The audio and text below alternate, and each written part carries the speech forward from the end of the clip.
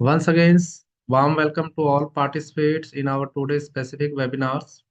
Food processing sectors का जो ये स्पेसिफिक बिजनेस अपॉर्चुनिटीज जो है मिनिस्ट्री ऑफ फूड प्रोसेसिंग द्वारा इनवाइटेड किया हुआ है। आज हम उसी स्पेसिफिक बिजनेस अपॉर्चुनिटीज के बारे में आपके साथ डिटेल्ड में इंफॉर्मेशन शेयर करेंगे।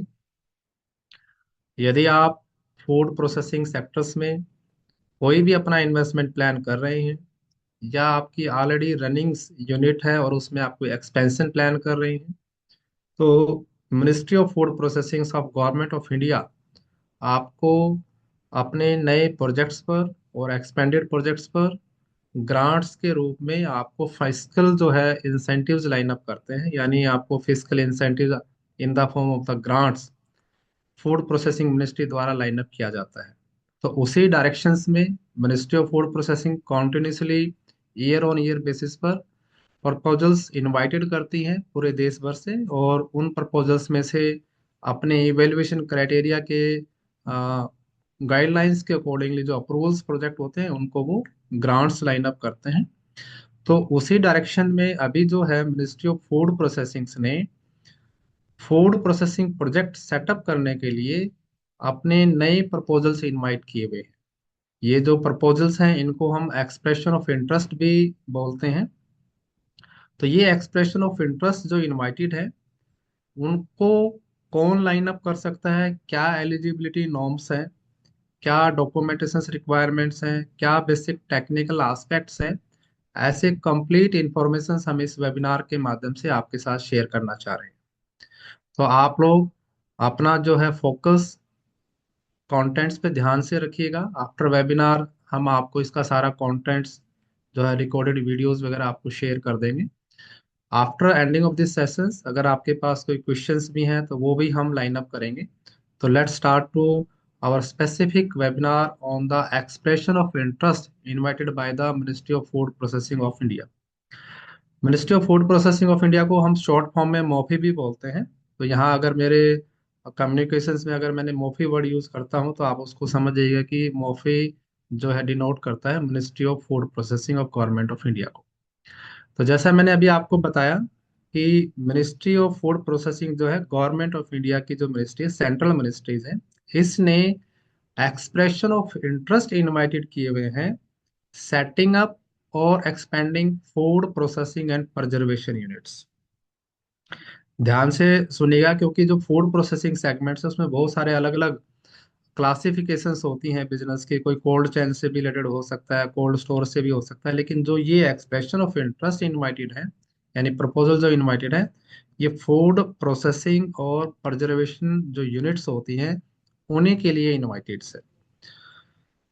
इस एक्सप्रेशन ऑफ इंटरेस्ट को सबमिट करने की जो लास्ट डेट है वो 28 मार्च 2025 है। उससे पहले पहले हमें अपना expression of interest with the allied documentations हमें मिनिस्ट्री ऑफ फूड प्रोसेसिंग के पोर्टल्स पर सबमिट करना है, ताकि आपका एप्लीकेशन अगर टाइमली सबमिट होता है उसके बाद ही जो है अप्रूवल्स लाइन अप होती है, और अप्रूवल्स के बाद आपको अपने बिजनेस को ऑपरेशनलाइज करना होता है।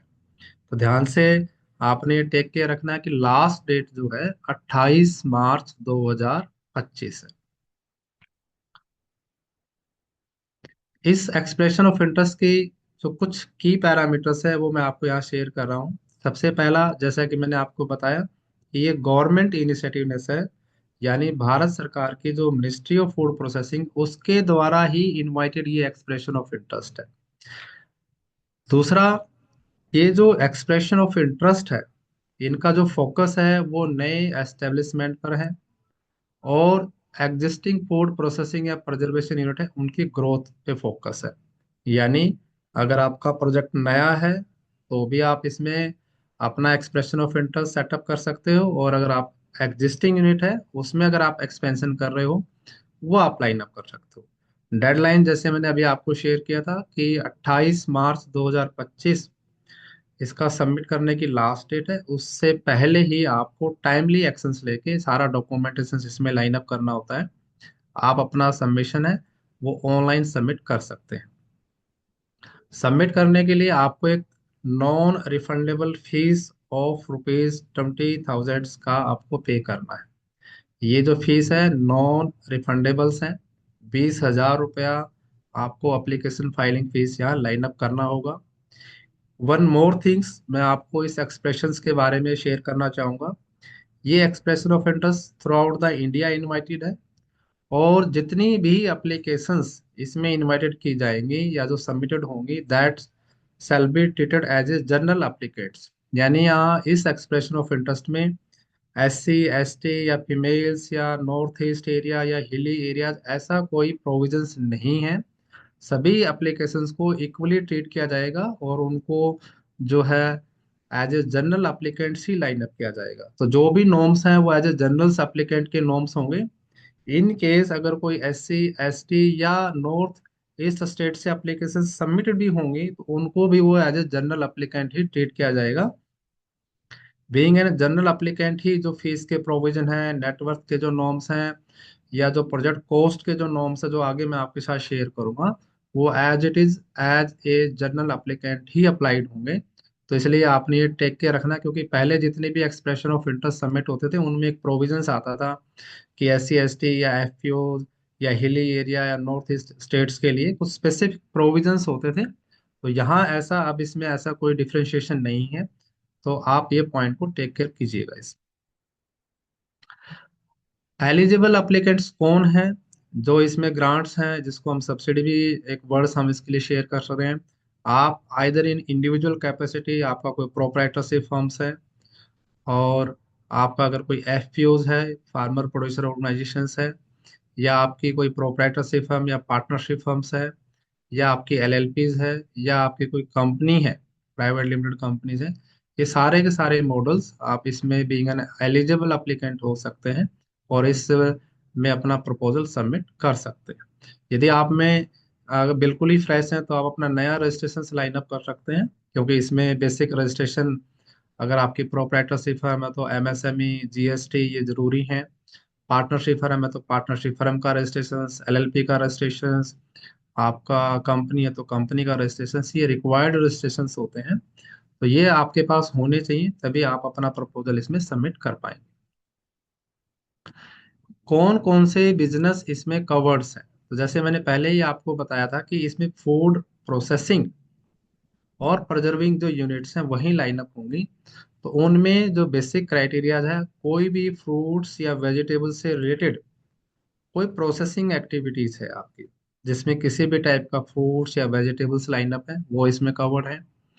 मिल्क प्रोसेसिंग यूनिट्स हैं, कोई भी मिल्क से रिलेटेड अगर आप आइटम प्रोसेस कर रहे हैं, मैन्युफैक्चरिंग कर रहे हैं, कोई भी डेयरी प्रोडक्ट्स लाइन अप कर रहे हैं, वो एक्टिविटीज भी इसमें कवर्ड है।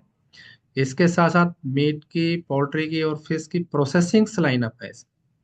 इसमें ध्यान दीजिएगा कि किसी भी टाइप का poultry farming, fish farming, dairy farming ये प्रोजेक्ट अलाउड नहीं है, फार्मिंग एक्टिविटी अलाउड नहीं है। उसकी जो प्रोसेसिंग्स है, फूड की जो प्रोसेसिंग यूनिट्स होती हैं वो लाइन अप होते हैं। ऐसे ही इसमें कोई अगर ड्रिंकिंग पैकेज्ड वाटर है, उसकी कोई भी प्रोसेसिंग यूनिट्स इसमें एलिजिबल नहीं है, ये आपने ध्यान रखना। ये इसके जो है इन एलिजिबल्स एक्टिविटीज में ट्रीट होते हैं, फार्मिंग एक्टिविटीज इसमें शामिल नहीं होगी।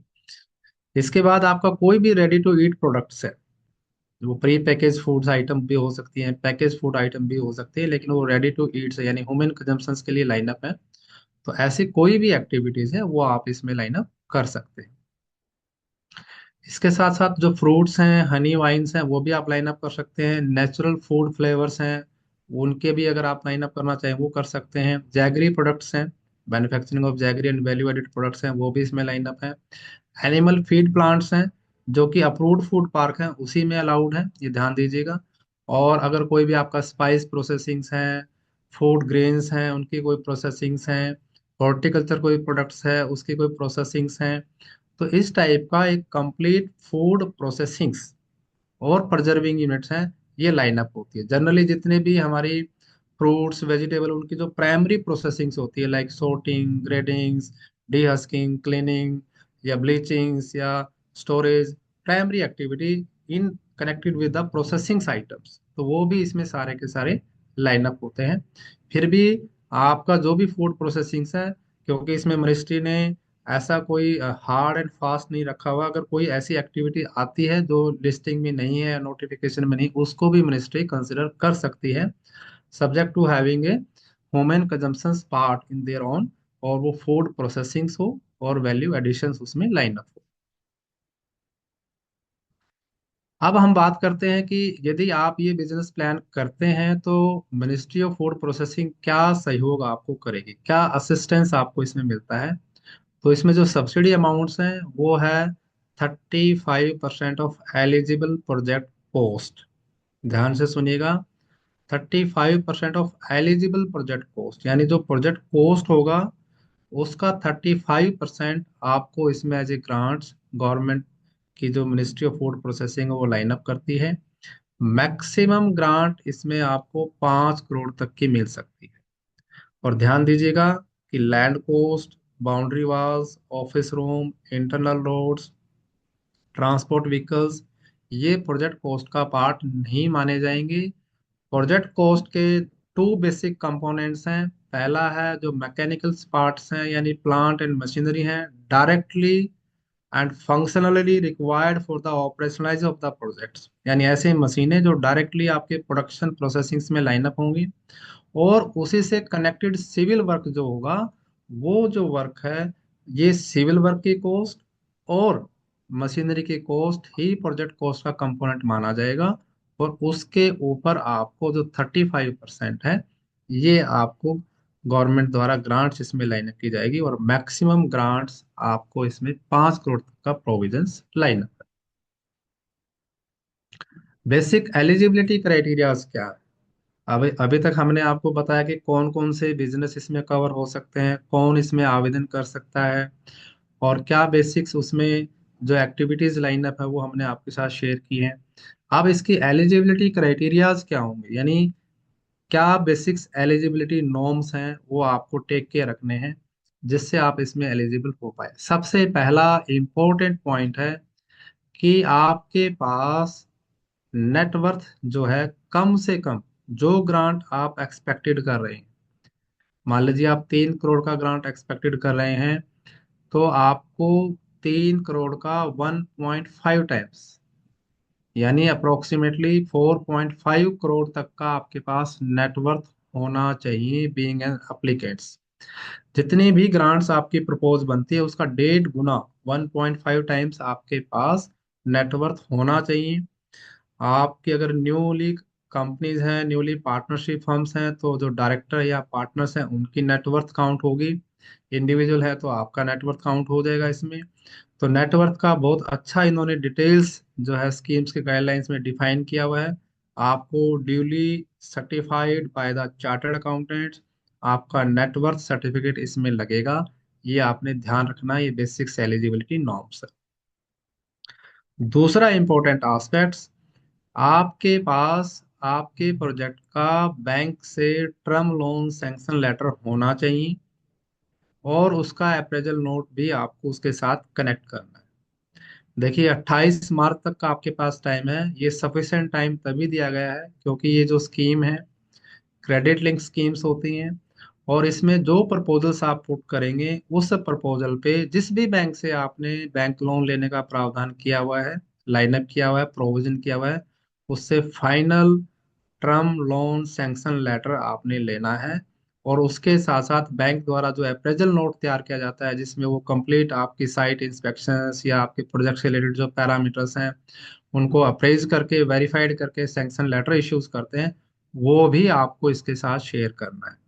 पहले की जो एक्सप्रेशन ऑफ इंटरेस्ट इनवाइटेड किए जाते थे या प्रपोजल इनवाइट किए जाते थे उसमें इन प्रिंसिपल सैंक्शन लेटर लिया जाता था।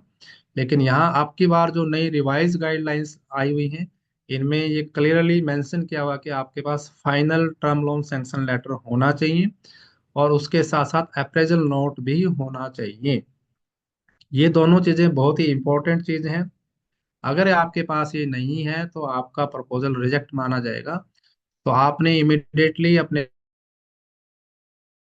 बैंकर से भी लाइन अप करना है, और बैंकर के साथ मिलके अपना जो भी सैंक्शन लेटर्स हैं वो लाइन अप करना है। और अभी जितनी बैंकिंग सेक्टर्स हैं उनमें एक, क्योंकि फाइनेंशियल ईयर क्लोजिंग ईयर से हो रहा है, फरवरी मंथ चल रहा है, तो उनके ऊपर भी ज़्यादा से ज़्यादा सैंक्शनिंग्स करने का एक प्रेशर्स होता है और बैंक ज़्यादा से ज़्यादा एडवांस लाइन अप करते हैं।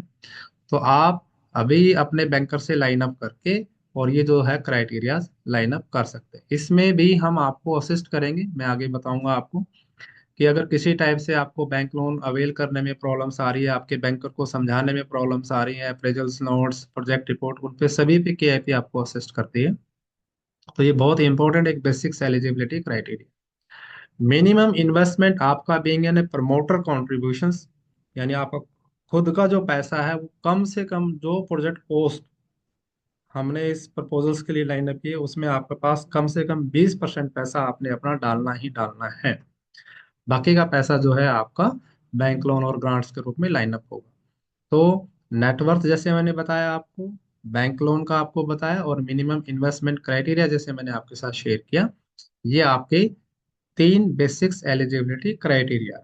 इसके साथ साथ जो टोटल प्रोजेक्ट आपका बनेगा वो मिनिमम प्रोजेक्ट कॉस्ट है वो कम से कम 3 करोड़ का होना ही चाहिए। यानी 3 करोड़ से नीचे की प्रपोजल्स हैं वो लाइन अप नहीं हो पाएंगी। 3 करोड़ या उससे ज्यादा का हमें प्रोजेक्ट कॉस्ट लाइन अप करना है, तभी हम इसमें एलिजिबल कर पाएंगे। और एक जो अप्लीकेंट है वो केवल एक ही एप्लीकेशन लाइन अप कर पाएगा, ये ध्यान से आपने टेक केयर रखना जब भी हम प्रपोजल सबमिट करें। यदि आपने पहले कभी भी कोई लाभ लिया हुआ है मिनिस्ट्री ऑफ फूड प्रोसेसिंग की किसी स्कीम में, तो आप मैक्सिमम 2 प्रोजेक्ट तक ही अलाउड हो पाएंगे, और वो भी पिछले 10 सालों में। यानी पिछला अगर आपने कोई प्रोजेक्ट से बेनिफिट लिया हुआ है, ग्रांट्स ली हुई है और वो कंप्लीट हो चुकी है, उसकी ऑपरेशनलाइज 2 साल हो चुके हैं, उसके बाद ही आप इस नए एक्सप्रेशन में लाइन अप कर पाएंगे, नहीं तो आप लाइन अप नहीं कर पाएंगे। और मैक्सिमम आप 2 time he ministry of food processing की इन स्कीम का बेनिफिट ले सकते हैं। अब हम बात करते हैं कि डॉक्यूमेंटेशन क्या क्या रिक्वायर्ड होगा। तो बहुत ही सिंपली वे से मैं आपको यहाँ शेयर कर रहा हूँ। सबसे पहले आपको अपने जो प्रोजेक्ट्स है उसका डिटेल प्रोजेक्ट रिपोर्ट फ्रेम करना है कंप्लीट। उसमें प्रोजेक्ट के एरियाज हैं, फाइनेंसियल्स हैं, प्रोडक्ट की प्रोसेसिंग्स हैं, टेक्निकल फिजिबल एनालिसिस है, फाइनेंशियल प्रोजेक्शंस हैं। एक अच्छा डिटेल्ड प्रोजेक्ट रिपोर्ट बना के आपको इसके साथ लाइन अप करना है। इसके साथ नेटवर्क सर्टिफिकेट है, वो ड्यूली साइन होना चाहिए आपके चार्टर्ड अकाउंटेंट द्वारा, ये आपने ध्यान रखना है। बैंक का जैसे मैंने आपको बताया था सैंक्शन लेटर आपके पास होना चाहिए, अप्रेजल नोट्स आपके पास होना चाहिए, और बैंक से सिंक्ड ही प्रोजेक्ट रिपोर्ट हमें इसमें लाइन अप करनी होगी। इसके साथ साथ जो बिजनेस हम कर रहे हैं उसका बिजनेस रजिस्ट्रेशन जो डॉक्यूमेंटेशन है वो हमें लाइन अप करना।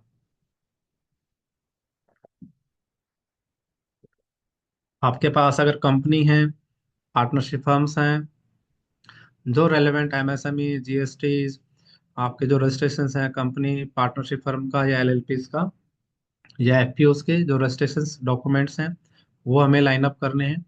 इसके साथ साथ आपको जो भी प्रमोटर्स हैं या जो एप्लीकेंट्स हैं उनके कंप्लीट बायोडाटाज इसमें लगेंगे। लैंड से रिलेटेड डॉक्यूमेंट इसमें लगेंगे। यदि लैंड आपके पास लीज पे है तो ध्यान दीजिएगा लीज एग्रीमेंट कम से कम 15 साल का होना चाहिए और रजिस्टर्ड होना चाहिए। इसके बाद जो प्लांट एंड मशीनरी हम प्रपोज कर रहे हैं उसके कंप्लीट कोटेशंस इसमें लगेंगी। ध्यान से आप इस पॉइंट को टेक केयर कीजिएगा। इसके साथ साथ आइटम वाइज और कॉस्ट वाइज डिटेल्स जाएंगी। जो टेक्निकल सिविल वर्क्स हम इसमें लाइन अप करेंगे जो कि हमारे प्रोजेक्ट कॉस्ट का पार्ट होगा, और that must be duly certified by the chartered engineer civils. ये ध्यान दीजिएगा, सिविल वर्क जो है that should be duly certified by the chartered engineers. और ऐसे ही जो मशीनरी कंपोनेंट्स आप लाइन अप कर रहे हैं उनका आइटम वाइज और cost wise breakups completely certified होना चाहिए चार्टर्ड इंजीनियर मैकेनिकल्स द्वारा। ये दो सर्टिफिकेट इंपॉर्टेंट सर्टिफिकेट्स हैं क्योंकि इन्हीं के बेसिस पे आपका जो प्रोजेक्ट कॉस्ट है वो फ्रेम होगा। तो आपने chartered engineer mechanicals, chartered engineer जो सिविल्स है, इन दोनों से सर्टिफिकेट लेने हैं। आपने सीए से सर्टिफिकेट लेना है नेटवर्क का, और प्रोजेक्ट रिपोर्ट आपने अलाइन करनी है। इसके साथ बैंक से final term loan sanction letters और appraisal notes along with your business registration certificates and profiles, ये सारा डॉक्यूमेंटेशन हमें फ्रेम करना है और इस प्रपोजल के साथ सिंक करना है। तो क्योंकि डॉक्यूमेंटेशन थोड़ा सा कॉम्प्लेक्स रहेगा इसमें, दैट्स वाई मिनिस्ट्री ने आपको 28 मार्च तक का टाइम फ्रेम दिया हुआ है। आप जो भी बेसिक्स एलिजिबिलिटी नॉर्म्स मैंने शेयर किए अकॉर्डिंगली लाइन अप करके इस प्रपोजल में अपना सबमिशंस डाल सकते हैं। अब ये जो प्रपोजल्स हैं, मैंने अभी तक आपको जो बताया कि जो एलिजिबिलिटी क्राइटेरिया है, बिजनेस कवरेज है, अब इनके सिलेक्शंस का जो प्रोसीजर है वो क्या है, ये आपने ध्यान रखना है। 28 मार्च से पहले पहले आपको अपना एप्लीकेशन सबमिट करना है। अब एप्लीकेशंस में जो नॉर्म्स हैं, जैसे प्रोजेक्ट कॉस्ट का नॉर्म्स हैं, प्रोजेक्ट कॉस्ट के कंपोनेंट्स हैं, डॉक्यूमेंटेशंस हैं, नेटवर्थ है, बैंकिंग्स नॉर्म्स है, ये सारे कंप्लाई विद करते हुए आपने अपना एप्लीकेशन सबमिट करना है। अब इसका इवेल्युएशन जो है इनकी प्रोजेक्ट अप्रूवल कमेटीज है वो करेगी, और इन्होंने कुछ अपने क्राइटेरिया फ्रेम किए हुए हैं 100 मार्क्स के। आउट ऑफ 100 मार्क्स आपकी प्रपोजल को कम से कम 60 मार्क्स आपको मिलने इम्पोर्टेंट है, जरूरी है, क्योंकि मिनिमम स्कोर बेस यही माना जाएगा। अगर आपका 60 मार्क्स से बिलो अगर आपके पास मार्किंग क्राइटेरियाज में आप एलिजिबल होते हैं तो आपकी प्रपोजल रिजेक्ट होगी, और रिजेक्शन के कारण आपको ड्यूली इन्फॉर्म की जाएगी मिनिस्ट्री द्वारा। तो जो ये क्राइटेरियाज हैं ये बहुत इंपॉर्टेंट है ताकि आपका सिलेक्शन हो। इसमें बहुत इंपॉर्टेंट एस्पेक्ट्स होते हैं कि जैसे आपकी जो लैंड है, अगर लैंड खुद की है तो आपको ज़्यादा मार्क्स मिलेंगे, अगर आप लीज पे लेते हो तो आपको कम मार्क्स मिलेंगे। ऐसे ही आपकी जो प्रायोरिटी सेक्टर्स हैं, यानी फ्रूट्स वेजिटेबल्स हैं, अगर आप प्रायोरिटी सेक्टर की प्राइमरी प्रोसेसिंग एक्टिविटीज़ पे ज़्यादा फोकस करते हो तो ज़्यादा मार्क्स मिलेंगे। अगर आप अलाइड प्रोडक्ट्स हैं, फूड ग्रेन्स हैं या जैगरी प्रोडक्ट्स हैं या हनी है, इनके ऊपर थोड़ा सा कम मार्किंग क्राइटेरिया है। ऐसे आपकी नेटवर्थ मिनिमम 1.5 टाइम्स होनी चाहिए, लेकिन अगर उससे ज़्यादा है तो आपको ज़्यादा मार्क्स मिलेंगे, ये आपको ध्यान रखना है इसमें। ऐसे ही जो प्रोजेक्ट रिपोर्ट बनती है उसमें जो डेब्ट सर्विस कवरेज रेशो होती है, यानी लोन रिपेमेंट कैपेसिटीज होती है, ऐसे बहुत सारे क्राइटेरियाज इन्होंने अलग अलग बनाए हुए हैं। तो उनमें से आपको प्रपोजल को एक मार्किंग एलोकेशन होगी, और जो कम से कम 60 या उससे ज्यादा की होगी उन्हीं प्रपोजल्स को ये अप्रूवल्स लाइन अप करेंगे। जैसे ही फिर ये इनके एंड से जो मिनिस्ट्री के द्वारा अप्रूवल कमेटी है आपको एक अप्रूवल लेटर इशू करेगी, जो मिनिस्ट्री द्वारा है। अप्रूवल लेटर्स मिलने के बाद ही आपने प्रोडक्शन जो अपना यूनिट है उस पे एक्सपेंडिचर लाइन अप करने, ये यहाँ इंपॉर्टेंट एस्पेक्ट है। अगर आपने अप्रूवल लेटर मिलने से पहले अगर कोई एक्सपेंडिचर इनकर्ड कर दिया तो उस पे आपको कोई ग्रांट्स नहीं मिलेगी। अप्रूवल लेटर मिलने के बाद ही आपने सारा प्रोसेस लाइन अप करना है। और इन्होंने मैक्सिमम 18 महीने का एक ऑपरेशनलाइज पीरियड आपको दिया हुआ है, यानी 18 महीने के अंदर अंदर आपको प्रोजेक्ट को इनिशिएट कर लेना है। आप पहले भी कर सकते हैं। और जो आपके क्लेम सबमिशंस होंगे वो 2 इंस्टॉलमेंट में होंगे। पहला क्लेम विद इन 9 मंथ्स आपने करना है, और सेकंड क्लेम जो है विद इन 18 मंथ्स करना है। यानी 50% जैसे ही आपने अपना और बैंक का पैसा यूटिलाइज कर लिया आप फर्स्ट क्लेम लाइन अप कीजिएगा, और जैसे ही आपका प्रोजेक्ट कंप्लीट होता है तो आप जो सेकंड क्लेम्स हैं ये आपने लाइन अप करना है। विद इन 18 मंथ्स आपने टोटल क्लेम सबमिट कर लेने हैं। और जैसे मैंने बताया अभी आपको, अप्रूवल लेटर इश्यूएंस से पहले अगर आपने कोई एक्सपेंडिचर इनकर कर दिया है उस पे आपको कोई सब्सिडी लाभ नहीं मिलेगा, ये आपने ध्यान रखना है। इसलिए आपको जैसे अप्रूवल लेटर मिलने के बाद ही आपने अपने एक्सपेंसेस लाइन अप करने हैं, क्योंकि जब भी हम क्लेमिंग करते हैं तो ये सारे एक्सपेंडिचर बैंकिंग्स बिलिंग्स ये सारे सर्टिफाइड होते हैं, वेरीफाइड होते हैं। तो केआईपी आपको कैसे असिस्ट करता है इस पूरे प्रोसेस में। आप अगर इस एक्सप्रेशन ऑफ इंटरेस्ट में पार्टिसिपेट करना चाहते हैं तो हमारी टीम आपको इस एक्सप्रेशन ऑफ इंटरेस्ट को कंप्लीटली सबमिट करने में आपको असिस्ट करती है। हम आपको सबसे पहले, यदि आपने कोई एंटिटी क्रिएट नहीं की है तो what ever the business registrations you required, our team will support to you. Either company formations, LLP, partnership firm, MSME, GST, whatever the registrations eligibles on your entities. तो आप जितने भी बिजनेस रजिस्ट्रेशन हैं, modelling है, वो facilities हमारे यहाँ से ले सकते हैं। इसके बाद जो इम्पोर्टेंट प्रोजेक्ट रिपोर्ट पार्ट होता है कि बहुत ही क्रूशियल डॉक्यूमेंट्स होता है, हमें as per the norms of the ministry, as per the norms of your bankers, we need to line up the detailed project reports. So whatever the technical aspects need to be required in finalization of the detailed project report, we will take care for your proposals completely. Banking aspects को भी take care रखेंगे, और आपके जो है ministries के जो norms है उनको कंसिडर करते हुए हम प्रोजेक्ट रिपोर्ट यहाँ लाइन अप करेंगे। नेटवर्क सर्टिफिकेशंस भी की फैसिलिटी आप यहाँ से ले सकते हैं, या आप अपने चार्टर से भी आप इसको करवा सकते हैं। इसके अलावा जो प्रपोजल्स के रिक्वायर्ड डॉक्यूमेंटेशन है, अलाइड डॉक्यूमेंटेशन है, वो सारा का सारा हमारी टीम आपको असिस्ट करती है। एक्सेप्ट थर्ड पार्टी सर्टिफिकेशन, जैसे कि मान लीजिए आपको जो चार्टर्ड इंजीनियर है, आपने उनसे जो सर्टिफिकेशन लेना है वो आपने लेना है। अगर किसी कारणवश आपको कोई चार्टर्ड इंजीनियर और मैकेनिकल नहीं मिल पाते, तो हमारी टीम वहाँ आपको वो अरेंज करने में आपको असिस्ट करती है, ताकि आप उनसे सर्टिफिकेशंस ले पाए। ये सारा डॉक्यूमेंटेशन फ्रेम करके हम आपका जो प्रपोजल्स है मिनिस्ट्री में सबमिट करते हैं। इसके साथ साथ, क्योंकि इसमें एक इम्पोर्टेंट एस्पेक्ट ये है कि आपको अपने बैंकर से टर्म लोन सैंक्शन लेटर लेना है, अप्रेजल नोट लेना है। तो आपके बैंकर को भी हम सपोर्ट सर्विस देंगे अगर उनको इस प्रपोजल से रिलेटेड, क्योंकि इनको जो है आपके प्रपोजल्स को लाइन अप करना होता है, ग्रांट्स के प्रोविजंस होते हैं, टाइमलाइंस होती हैं, एलिजिबल प्रोजेक्ट कॉस्ट कंपोनेंट्स होते हैं, वो सारा का सारा जो डीपीआर हम फ्रेम करेंगे, तो डीपीआर फ्रेम करके आपके बैंकर को देंगे। और बैंकर जब आपको सैंक्शन लेटर इशू कर रहा है, अगर उससे कनेक्टेड कोई सपोर्ट सर्विस बैंकर को चाहिए, आपको चाहिए, तो वो भी हमारी टीम आपको सपोर्ट देती है।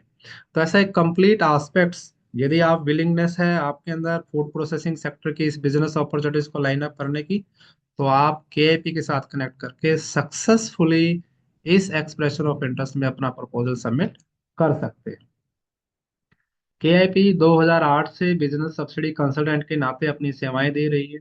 अगर आप कोई भी प्रोजेक्ट्स प्लान करते हैं, तो हम आपको being a subsidy consultant subsidy updates, subsidy viability report, subsidy documentation, filing और प्रोसेसिंग में असिस्ट करते हैं।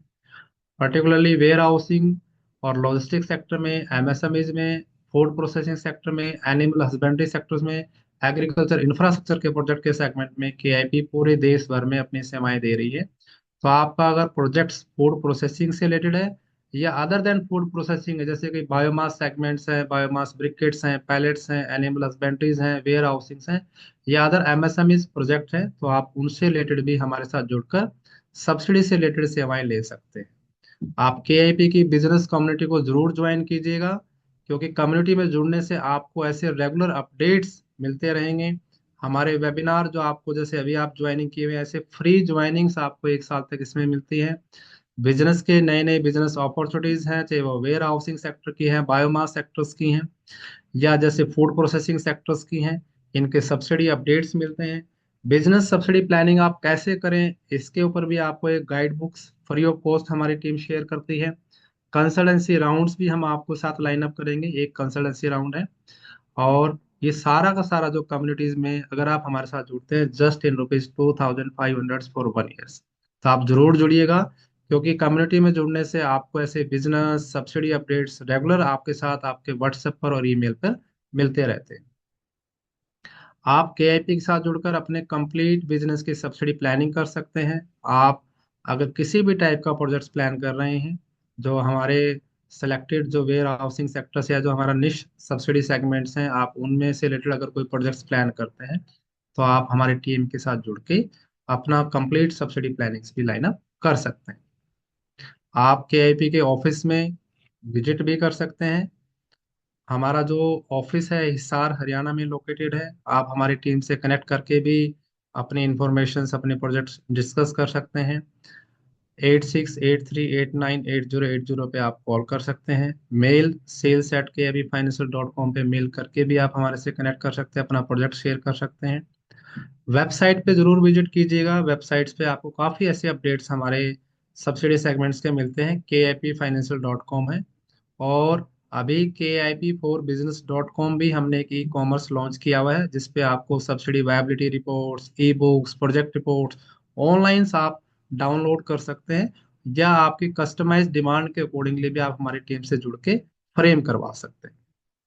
तो आप सभी का बहुत बहुत धन्यवाद, आपने बड़े एसेंशली इस कंटेंट्स को सुना। अब मेरा जो है होस्ट टीम से रिक्वेस्ट है, इन केस अगर कोई व्यूअर्स पार्टिसिपेट्स इस एक्सप्रेशन ऑफ इंटरेस्ट से रिलेटेड कुछ डिस्कशन करना चाहते हैं, तो 1 बाय 1 आप उनके क्वेश्चंस को लीजिएगा, ताकि हम अच्छे से उनको आंसर कर पाए।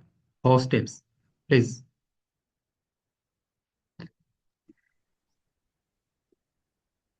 आप अपने आप को अनम्यूट करके और अपना क्वेश्चन पूछ सकते हैं इस एक्सप्रेशन ऑफ इंटरेस्ट से रिलेटेड।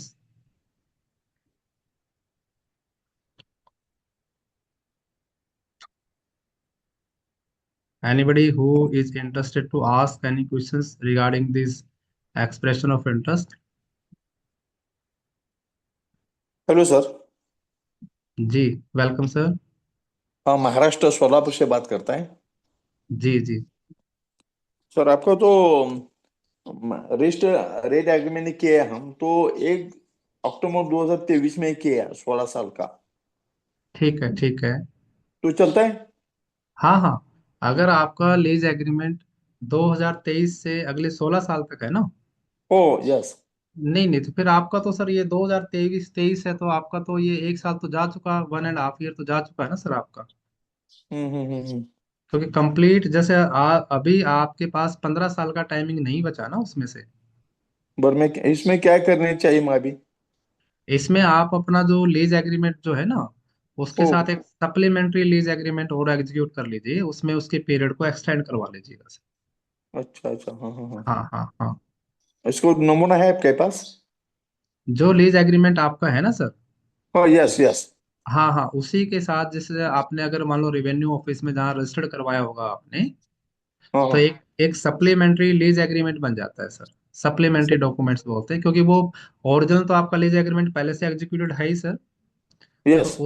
उसी का रेफरेंस देते हुए आपने उसमें जो लीज पीरियड है उसको एक्सटेंडेड करवा लेना है सर, बस। अच्छा अच्छा अच्छा। ठीक है ठीक। सर। सर आपको तो ये करने का आपको चार्जेस कितना रहता है? सर देखिए, इसमें स्कोप बनता है अलग अलग, कि अगर हम्म। आपको कोई प्रोजेक्ट रिपोर्ट बनवाना है, आपको कोई रजिस्ट्रेशन कराना है, एक्सप्रेशन ऑफ इंटरेस्ट सबमिट कराना है, या कोई बैंकिंग सपोर्ट्स है, तो आफ्टर वेबिनार जो है मेरी टीम आपको कंप्लीट प्रपोजल शेयर कर देगी। तो उसमें से जो पार्ट्स आपने हमारे यहाँ से सर्विसेज लेनी है उसका आपको चार्ज क्लेरिफाई हो जाएगा सर। लम सम जो कंप्लीट पैकेज रहता है वो 50,000 प्लस जीएसटी का रहता है सर। 50 होम प्रोजेक्ट, अच्छा। जी जी, जिसमें हम प्रोजेक्ट रिपोर्ट भी कवर करेंगे, आपका एप्लीकेशन फाइलिंग भी करेंगे, आपका बैंकर है उसको सपोर्ट सर्विस भी देंगे, ताकि किसी और आपको पूरा कंसल्ट भी करेंगे सर इसमें। हाँ, महाराष्ट्र एक ऐसा हो सकता है, ऑनलाइन भी हो सकता है ना? हाँ जी। हाँ, महाराष्ट्र से बात कर रहा हम तो आपके आने वाले के पास का फोन नहीं पे नहीं, हो। ये सारा का सारा सर ऑनलाइन मैनेज हो जाएगा। आपके साथ हमारी टीम कनेक्ट हो जाती है, और अच्छा। सारा पेपर वर्क जो है आपके साथ हमारी टीम मिलके पहले प्रोजेक्ट रिपोर्ट्स वगैरह फ्रेम करते हैं, आपके बैंकर को देंगे, बैंकर से भी हम्म। हमारी टीम कनेक्ट कर लेगी, तो सारा पेपर वर्क, क्योंकि ये प्रधानमंत्री को जो अपनी संपदा योजना है उसके तहत ये एक्सप्रेशन ऑफ इंटरेस्ट इनवाइटेड होते हैं मिनिस्ट्री ऑफ फूड प्रोसेसिंग द्वारा। वो सारा पेपर वर्क हमारी टीम आपसे ऑनलाइन वर्चुअल मीटिंग से भी करते हैं, अगर इनके इसको डिस्कशंस रिक्वायर्ड होता है, पेपर वेरिफिकेशंस होते हैं सारे के सारे, तो लाइन अप हो जाता है। अच्छा। पहला हम क्यों तो हमारा तो रिजेक्ट हो गया है, इसके बात करता है। अच्छा, पहले आपने सबमिट किया था। हो प्रथमे का 2023 में किया था तो रिजेक्ट हो गया। अच्छा अच्छा अच्छा अच्छा। कोई इशू नहीं सर, अब हम इसको फ्रेश पूरा सारा लाइन अप करके आप हमारी टीम से जुड़े रहिएगा। मैं अच्छा। होस्ट टीम से रिक्वेस्ट करूंगा, आपका गुड नेम क्या है सर? नारायण। नारायण, यस। जी जी, नारायण जी से आफ्टर जो वेबिनार आप कनेक्ट कर लीजिएगा, ताकि उनकी जो भी रिक्वायरमेंट्स हैं हम आपको असिस्ट करेंगे सर उसमें डेफिनेटली। चलिए ठीक है sir, okay, thank you. Thank you Narayan ji, thank you.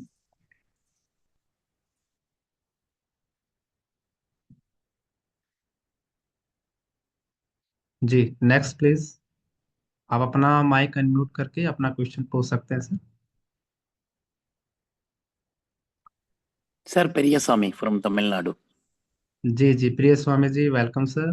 बताएं sir. Sir, our friend one near that Madurai, Pulses is eligible, sir, subsidy. Yes, yes, sir. Pulses are the also eligible part for this expression of interest. If you are Okay, going to nearly processing. three companies are almost 45 crore project. Right, sir, right. That's good. That's why yesterday EMP bank managers discussion with project. He want AIF, so no, just go for PMKSY. Okay, we'll call another 2 days. After that, your webinar we will discuss, and after that connect with the customer, sir. Sure, sir, sir. It's a great opportunity, sir. You can Yes. discuss with your client regarding this along with your bankers, and you can participate in this proposals submissions along with AI benefits. You can Right. parallelly take the AI benefit also, Yes. right? Okay. Thank you, sir. Thank you. I will call you. Sure. Thank you, please, Swamiji. Thank you, sir.